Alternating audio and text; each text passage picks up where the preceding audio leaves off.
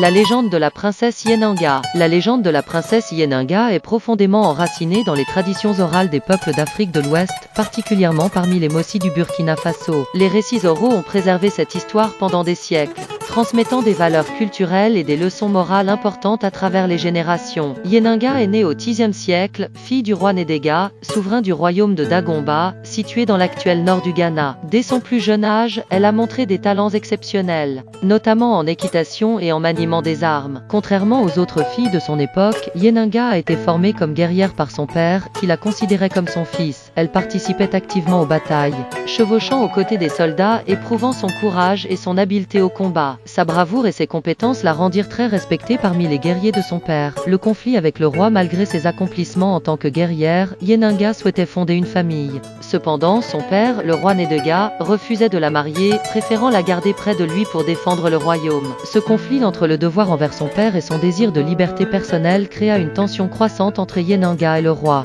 Sentant que ses aspirations personnelles étaient étouffées, Yenanga décida de prendre son destin en main. Un jour, elle prit la décision audacieuse de fuir le royaume pour chercher sa propre voie. La fuite et la rencontre avec Rialé pour échapper à la surveillance de son père. Yenanga se déguisa en homme et s'enfuit à cheval. Après des jours de chevauchée, elle traversa des forêts denses et des savanes, cherchant un endroit où elle pourrait vivre librement. C'est au cours de ce périple qu'elle rencontra Rialé, un chasseur solitaire. Rialé vivait en ermite, se consacrant à la chasse et à la contemplation de la nature. Lorsque Yenanga arriva dans sa région, il la prit d'abord pour un homme. Cependant, après avoir découvert sa véritable identité, il fut impressionné par son courage et sa détermination. Les deux tombèrent amoureux et décidèrent de s'installer ensemble. La naissance de Ouedraogo et la fondation du royaume Mossi de l'union entre Yenanga et Rialé naquit d'un fils, Ouedraogo. Ce nom, qui signifie « cheval mâle » en langue morée, fut choisi en hommage au cheval qui avait permis à Yenanga de s'échapper de son royaume natal. Ouedraogo grandit, héritant de la bravoure de sa mère et des talents de chasseur de son père. En devenant adulte, Ouedraogo fonda le royaume des Mossi,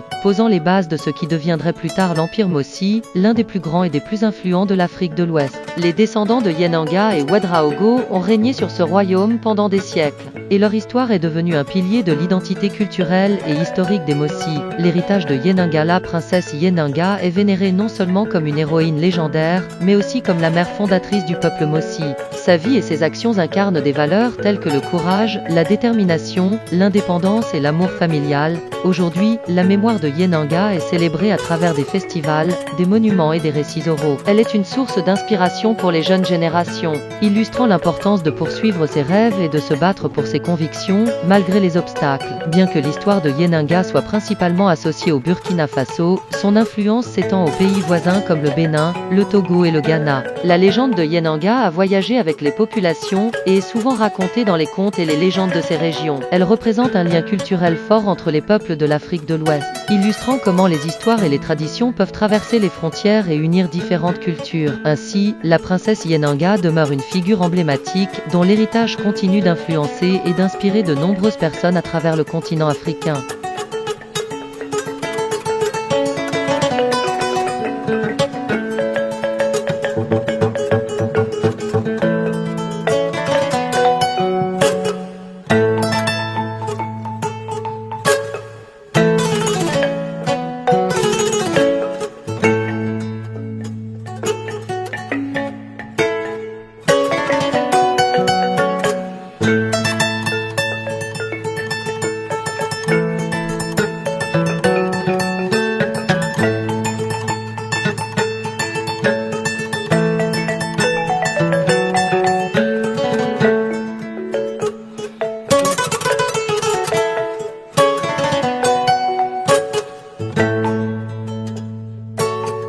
S'abonner, partager et commenter nos vidéos donnera plus de visibilité à notre chaîne Sweet Bénin, mais aussi nous permettra d'améliorer la qualité de nos contenus.